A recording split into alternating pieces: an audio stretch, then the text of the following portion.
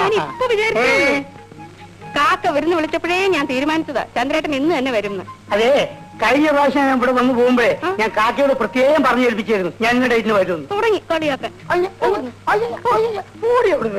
ഇത്രയും നേരം പിള്ളേരെ ഇവിടെ കിടന്ന് ബഹളമായിരുന്നു. അച്ഛനെ കണ്ടില്ലല്ലോ അച്ഛനെ കണ്ടില്ലല്ലോ എന്നും പറഞ്ഞു. എന്നാ പിന്നെ ഇത്രയും കൂടെ നേരത്തെ വന്നുകൂടായിരുന്നു. പിള്ളേർ സ്കൂൾ പോയോ? അല്ല പിന്നെ ഫീസ് കൊടുത്തോ? അത് പിന്നെ ബാലന് ഒരേ നിർബന്ധം. എന്ത്? ഞാൻ പിന്നെ എതിർക്കാനൊന്നും പോയില്ല. എന്ത്? അവനും കൊടുത്തു. അത് വേണ്ടിയില്ലായിരുന്നു. എന്തിനാ ചന്ദ്രേട്ട ഇതൊക്കെ വാങ്ങിച്ചത്? ഞങ്ങൾ എന്താ ഇവിടെ പട്ടിണി കിടക്കുക? അതൊക്കെ ഒരു സന്തോഷമുള്ള കാര്യമല്ലേ.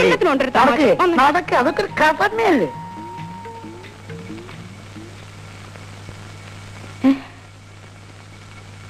ചന്ദ്രനോ?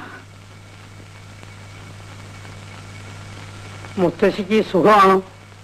ഒരു കുഴപ്പവും ഇപ്പോഴില്ല. ഈശ്വര, കഴിഞ്ഞ പ്രാവശ്യത്തെക്കാളും നീ ക്ഷീണിച്ചല്ലോ. അത്രയല്ലുള്ളൂ മുത്തശ്ശി. കഴിഞ്ഞ ആഴ്ച ഞാൻ ചത്തുപോകണ്ടല്ലേ. വയനാട് താമരശ്ശേരി ചുരം ലാസ്റ്റ് ട്രിപ്പ് 10:30 ഫുള്ളായിട്ട് ആളെ കുത്തിച്ചിരിക്കുന്നുണ്ട്. ചാറ് മഴയും ഫുൾ സ്പീഡും. ഞങ്ങളിങ്ങനെ ചുരം ഇറങ്ങി ഇങ്ങനെ വരികയാണ്.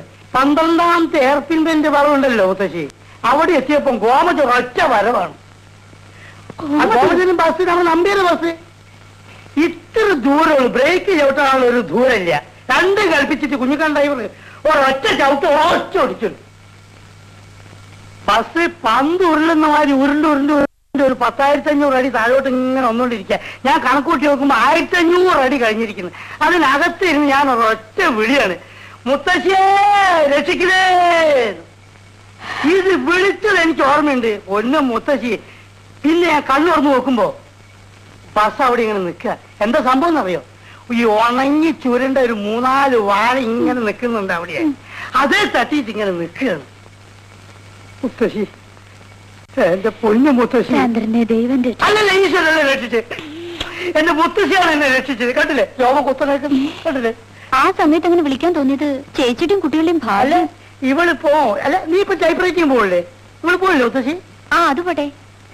ആ ആക്സിഡന്റ് ഒന്നോട് പറഞ്ഞു ചന്ദ്രേട്ടാ. എത്ര അടി താഴ്ചയിലാ വീണത്?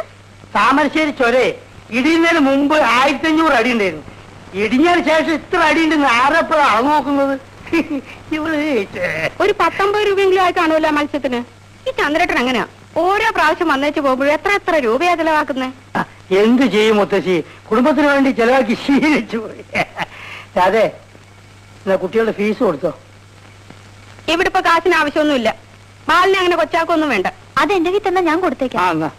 വേണ്ടെന്ന് അവൻ വാങ്ങിക്കത്തില്ല. ഇവിടെ ചുമ്മാ പറയാ. നീ അപ്പുറത്തോട്ട് എന്നാ മീൻ വൃത്തിയാക്കിയേ. ചെല്ലു വന്നേ, ഇത് മീൻ ചീഞ്ഞു പോവും.